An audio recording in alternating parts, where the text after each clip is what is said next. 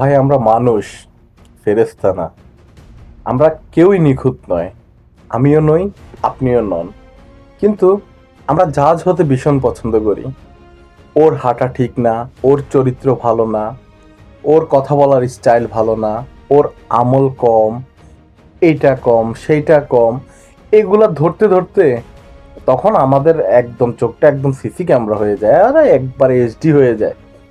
কিন্তু নিজের দোষের বেলায় ওটা দেখার ভাই সময়ে তখন মনে হয় নিজের নেটওয়ার্কটা ডিসকানেক্ট হয়ে যায়। আরে ভাই, আপনি যাকে নিয়ে সমালোচনা করছেন হয়তো সেই ব্যক্তি রাতের অন্ধকারে আল্লাহর কাছে এমন ভাবে কাঁদে, আর সেই কান্নার শব্দ শুধু আল্লাহই শোনেন। আপনি দেখছেন তার বাইরেরটা, কিন্তু আল্লাহ দেখছেন তার অন্তর, তার লজ্জা, তার তওবা।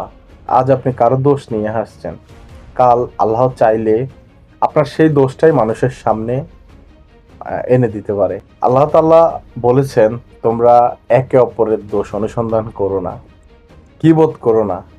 কতটা কঠোর উদাহরণ দিয়ে আল্লাহ আরো বলেছেন যে পরনিন্দা করা যেন মৃত ভাইয়ের গোশত খাওয়ার সমান।